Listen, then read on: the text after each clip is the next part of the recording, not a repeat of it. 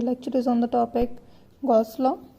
According to Gauss law, the total electric flux to any closed surface in free space is equal to 1 upon epsilon naught times the total charge, that is phi. Phi is the symbol of flux, that is equal to E dot ds, that is a surface integral of closed surface. That sign shows the closed surface, which is equal to Q upon epsilon naught. Q is the total charge enclosed in that surface. You can prove that Gauss law by using this. Let us consider an isolated point charge plus Q at point O. Then draw this Gaussian surface. That surface is known as the Gaussian surface because this law is applicable only for the charges which are enclosed in a closed surface. Okay, so we will consider here the imaginary closed surface. Then next is let's say that is a small surface ds. You consider the small surface vector ds. Now electric field intensity at any point on the surface, or you consider that P point is given by, that is 1 upon 4 pi epsilon naught Q upon r square into r cap. R cap is the unit vector.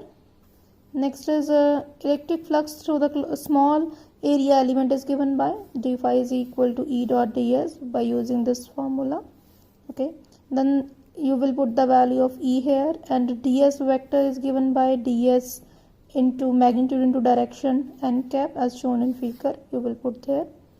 Now that dot product that is solved between two vectors r cap and n cap, which is equal to 1 into cos of 0 because both are pointing in same direction, because intensity that is outward due to positive charge, and also area vector perpendicular to the surface that is given as 1. Therefore d phi is equal to this. Now total flux is given by the integration of d phi.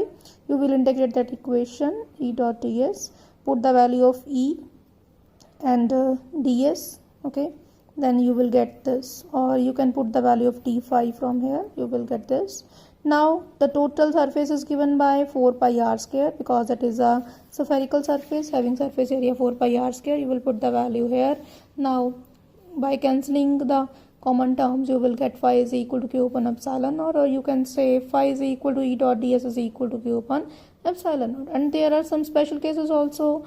Let us consider a closed surface having no charge. If Q is equal to 0, then flux is equal to 0, obvious. Second is if closed surface contain dipole, means total charge is equal to 0, then also flux is 0. If the closed surface having a number of charges, then you will take the total sum of these charges, then flux is given by this.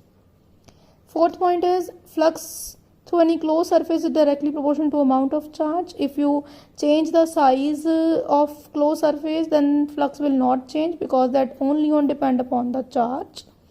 And fifth point, last point, a charge outside a closed surface. If a charge which is outside a closed surface, it will have no effect on the electric flux of that surface. Thank you.